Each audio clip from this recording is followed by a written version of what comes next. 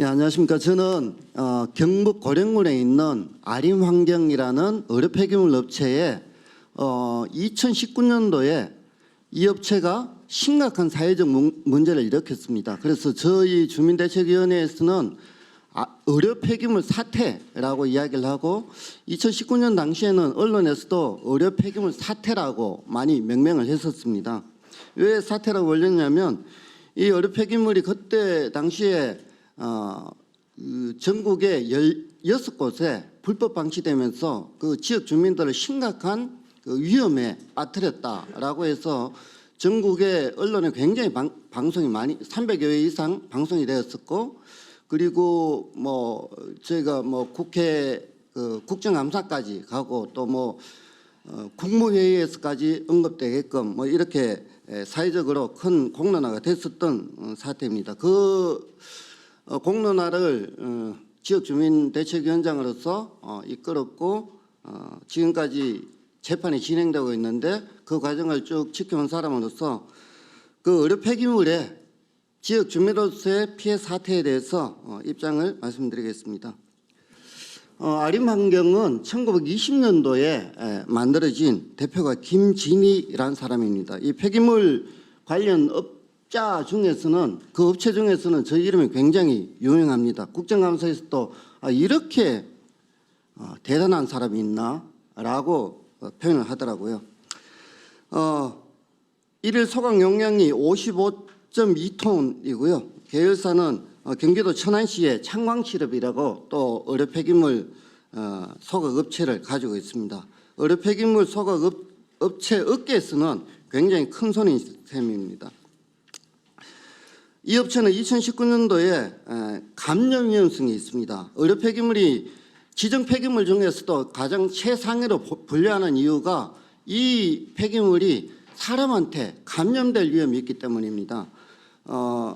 우리가 코로나 사태를 겪으면서 그 코로나의 위험성이 인지됐던 게 바로 사람한테 쉽게 감염되는 그 위험성 때문이었었죠. 이 업체는 감염 위험성이 있는 이 의료 폐기물을 전국의 16곳에 약 1,500톤, 1,500톤이면 어마어마한 양입니다. 그 양을 전국 각지에 1년 이상 불법 방치했습니다. 봄, 여름, 가을, 겨울, 여름이면 푹푹 썩는 곳에 그대로 방치를 했습니다. 좀 이따 사례를 보시겠습니다. 이 전국에 있는 1,500톤 16곳에 있는 이 의료 폐기물은 의료 폐기물 소각업체 전국 14개 정도 있는 그 중에서 딱 한 곳 아림환경이라는 이 업체에서 허위로 이거는 이미 소각 처리가 되어졌다라고 전산상의 입력이 마무리된 상태에서 전국 각지의 불법 창고에 보관이 되어졌던 것입니다. 그래서 2019년도 3월에 지역의 주민대책위원회가 이 업체가 그 이전까지는 이 업체가 지역 사회에 있는 줄도 모르고 있다가 이 업체가 소각 용량을 증설한다라는 신청서를 지역 주민들이 인지하면서부터 이런 게 있었구나를 그때서 한 23년이 지나고 난 다음에 22년이 지나고 난 다음에 그때서 이 업체를 인지했고 주민들이 반대 운동을 했습니다. 그래서 그때부터 추적을 해보니까 추적을 하면서 또 제보가 들어오고 그렇게 해서 지역 주민들이 주로 이 불법 창고를 발견하고 고발 조치를 했었습니다. 그래서 중앙 언론부터 해서 지방 언론까지 300여 회 이상 보도되어졌고요. 국무회의에서 언급되고 엄정 대처를 지시했었습니다. 그리고 국정감사에서 올라가서 또 그 이틀 동안 대구지방환경청이 타겟에서 아주 심각하게 다뤄졌었습니다. 이게 16곳의 불법 방치 내역입니다. 지금 대부분 이제 여기 보시면 주민신고로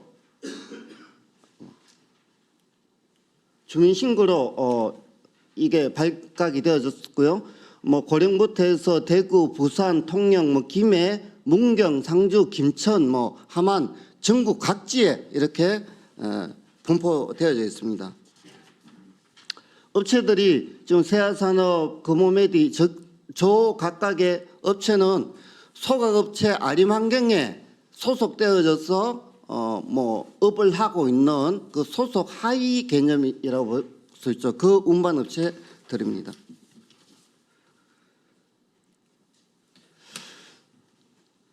지금 사례를 보시면 지금 사례 1에 보면 저 첫 번째 저게 이제 대구 농공업에 있는 불법 창고입니다. 저희가 두 번째 차량을 추적해 가지고 발견한 창고인데요. 저 보면 천정까지 아주 까마득하게 사여져 있습니다. 저게 한 1년 6개월 동안 저 창고에 묵혀져 있었던 거고요. 그 앞에 사진을 보시면은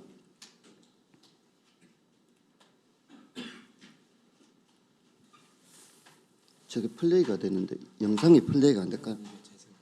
재생이 안 되는가요? 지금 영상이 안 돼서 아쉬운데요. 저 밑에 천막, 녹색 천막이 있는 부분, 저 부분이 뭐냐면 저 천막을 벗기면 역시 그 속에 의료 폐기물이 가득 쌓여져 있습니다. 그리고 바로 옆에 민가가 붙어 있고요. 그다음에 두 번째 사례는 보면 무려 부산시 의사의 건물입니다. 지금 부산시 의사의 건물이 부산시 시내 한 중간에 있고요. 그 중간 부산시 의사에서 나와서 바로 앞에 보면 이 도로가 상가가 쫙 펼쳐져 있는 그 건물에 있습니다. 그 건물의 지하 주차장에 저렇게 불법 의료 폐기물이 저렇게 방치되어져 있는 겁니다. 의사들이 운영하는 그 의사회에 거기서 영리를 위해서 폐기물 소각업체 BMA 클린이라는 업체를 운영하고 그 업체가 저기에 저렇게 불법 방치를 하고 있었던 겁니다. 그리고 밑에 이제 경남 통영시 같은 경우는 지금 저기 역시 녹색으로 거적을 막 덮어놓은 부분이 있죠. 저 부분이 그대로 의료 폐기물 더미들입니다. 저게 지금 사진상으로는 적게 보이는데 굉장히 넓은 그 노지에 저렇게 덮여져 있습니다. 저건 역시 1년 이상 저렇게 바깥에 비바람 맞으면서 그대로 방치되어져 있었던 거요. 천막을 뜯게 보면 저 밑에 오른쪽 사진에 보면 이미 눌려지고 뭐 빗물에 누수되어지고 그리고 부분 보면 뜯겨지고 이런 흔적들이 굉장히 많이 있습니다. 즉 개나 고양이나 쥐나 이런 거에 의해서 주변으로 얼마든지 유출될 수 있었다는 거죠. 옆에 빨간 딱지 붙어 있는 저거는 의료 폐기물 중에서도 감염 위험성이 가장 높은 거, 심각한 거, 그게 빨간 딱지가 붙습니다. 그런 것들 역시도 똑같이 저렇게 방치되어져 있었던 것입니다.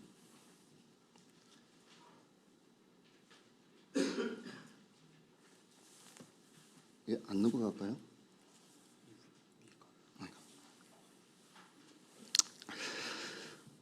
자, 그렇게 해서 저희가 한 1년여 동안 추적하고 감시하고 고발 조치하고 뭐 대구지방환경청에 집회하고 뭐 여러 곳에 이제 그 세종시에 환경부까지 올라가서 집회를 하고 주민들이 농사일 뿌리치고 열심히 노력했습니다. 워낙 불법 사항이 명백하게 보였으니까요. 그래서 노력을 했는데 결국 이제 나온 결과물은 영업정지 10개월이었습니다. 그 기간 중에 대구지방환경청은 너무나 비협조적이었고요. 그다음에 경상북도와 또 고령군은 전혀 주민들 편이 아니었습니다. 자, 영업정지 10개월이 나왔는데요. 이 10개월 사항이 주민들로서는 도저히 납득할 수 없는 그때 당시에 폐기물 이 야적되어져 있는 폐기물을 아무도 처리할 곳이 없어서 이걸 함부로 문을 닫게 하거나 기계를 세워버리면 이거는 사회적으로 큰 문제가 될 수 있다. 그래서 이걸 함부로 중단을 못 시킨다라는 게 환경청의 입장이었습니다. 그래서 끌어가지고 거의 2019년 말 돼가지고 영업정지 10개월이 나왔는데 그 내용이 그렇습니다. 지금 폐기물관리법상으로 보면 1, 2호에 의하면은 1, 2호 위반인 거고요. 그 불법 야적 자체가. 그러고 나면 지금 시행규칙에 보면 1차 영업 1차 위반 사항이 발견되면 영업정지 1개월입니다.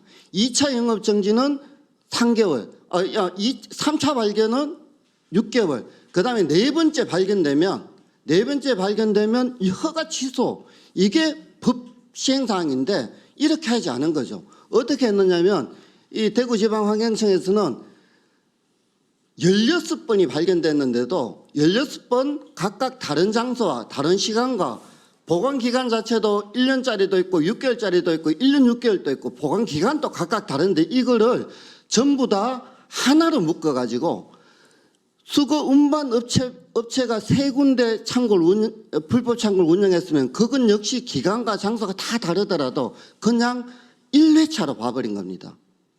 다른 업체도 1회차로 보고 다른 업체도 1회차로 보고 그렇게 해가지고 각각 1회차 그렇게 해서 1회차에 영업정지 1개월, 그래서 수거 운반업체 9개, 그래서 9개월, 그 다음에 아림환경이라는 그 업체 내부에 불법 보관하고 있던 거 그거 1개월, 이렇게 해서 10개월이 나온 겁니다. 그러니까 주민 입장에서 보면 너무나 이 업체를 봐주기 위해서 이 법 적용을 하지 않았나라는 게 주민들 입장입니다. 그리고 두 번째 문제점은 원래 이 의료 폐기물은 엄격하게 배출, 수거, 배송, 소각 과정을 RFID 태그 시스템에 의해서 전산 처리되게끔 그게 국가 전산망으로 관리되게끔 되어져 있습니다. 그런데 그걸 수기로 아림 환경에 들어가서 다 소각 처리됐다 하고 다시 밖으로 다 내버린 거예요. 거기에 대해서 전혀 이 RFID 국가 시스템이 작동을 못한 겁니다. 그 허점이 그대로 다 드러난 것이었죠. 지금 역시도 이 시스템은 똑같이 운영되고 있습니다. 이 아림환경이란 업체는 폐기물을 관리하는 업체인데도 그 관련 업계에 제가 그 사장님들 만나서 여쭤보면 이 업체에 대해서는 전부 다 고개를 내더라고요.